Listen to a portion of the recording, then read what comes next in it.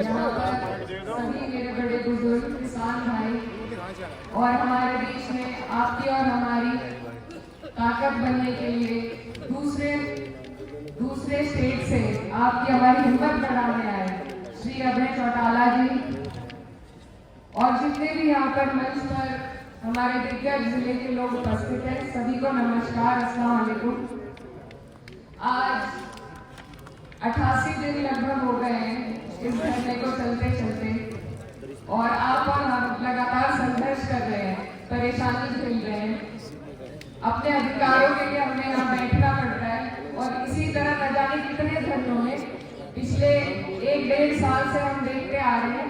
जब से 13 महीने वाला दिल्ली वाला धरना खत्म हुआ है, उसके बाद से हर छोटे जिले में हर छोटी मील पर आपको यही परेशानी झेलनी पड़ रही है, आपको अपने धरनों पर बैठना पड़ रहा है।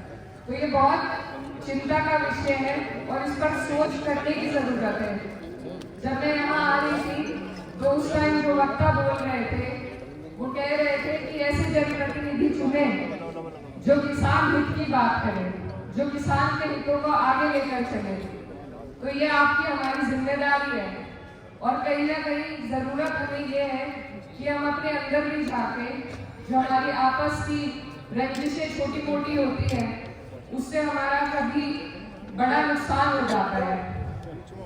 तो आगे कोई भी चीज ऐसी नहीं है हमारे देश में, कोई योजना, हर योजना सरकार के द्वारा चलती है।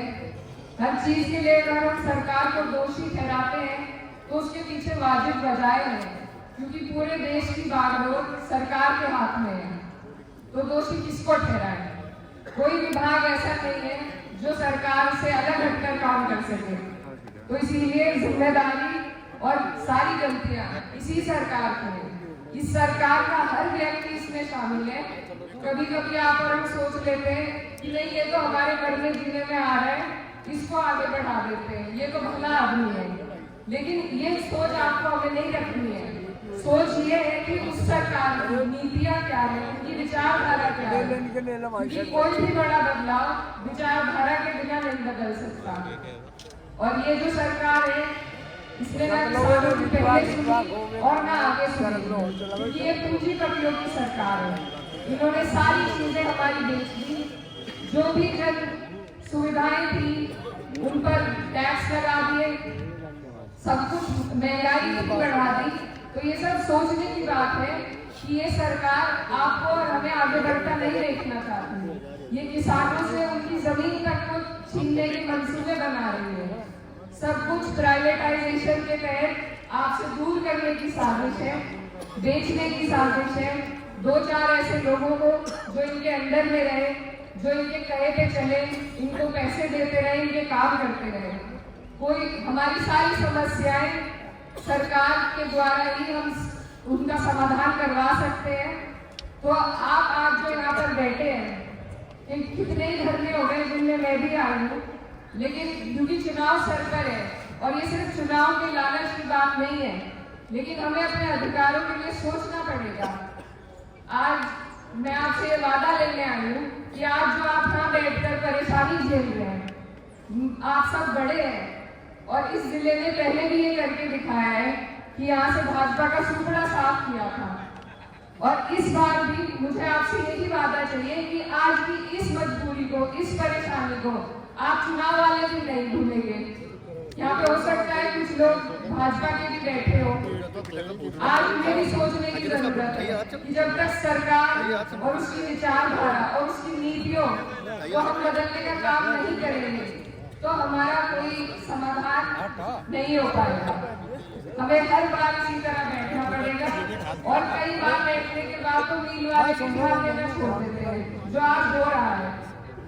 और मेरी आप सबसे ये भी गुजारिश है, वैसे मैं छोटी हूँ आपसे, लेकिन जो हमारे आपस की गुटबाजियां हो जाती है, धरने में भी हो जाती है, ये एक बड़ी समस्या है, हम सबकी समस्या है। तो इसमें ये गुटबाजी छोड़कर हम सब अगर एकजुट होकर इनका सामना करें तो मुझे लगता है कि हम इनको बिल्कुल घुटनों पे ले आएंगे। लेकिन कुछ कमी आपकी भी है, आप सबसे गुजारिश है कि उन पर ध्यान दें। और यहाँ पर मौजूद सभी मेरे बड़े बुजुर्गों की तरफ से मैं श्री अभय चौटाला जी का धन्यवाद करना चाहती हूँ कि उन्होंने आकर हमारे लोगों का प्रोत्साहन किया, इस धरने को एक नई ऊर्जा देने का काम किया। और ये एक ऐसे परिवार से आते हैं जिन्होंने हरियाणा में किसान हितों की सरकार कई वर्ष तक चलाई, और जब तक वो चलती रही तो किसानों की बात हमेशा आगे बढ़कर उठती रही हर स्तर पर। लेकिन आज जो परेशानियां हम झेल रहे हैं वो इन्हीं वजह से है कि हमारे लोग कहीं ना कहीं भाजपा को भी समर्थन करने लगे। तो हर जगह, हर सूबे में, हर स्तर पर हमें जरूरत है किसानों के हितों की बात उठाने वाले जनप्रतिनिधियों को चुनने की। और अपने जो बड़े बुजुर्ग थे हमारे चौधरी चरण सिंह जी, जिनके आप और हम सभी अनुयायी हैं, उनके दिखाए हुए मार्ग पर चलकर अपने हितों की लड़ाई लड़े और अपने अधिकार को अधिकार से मांगने का काम करें। बहुत बहुत शुक्रिया।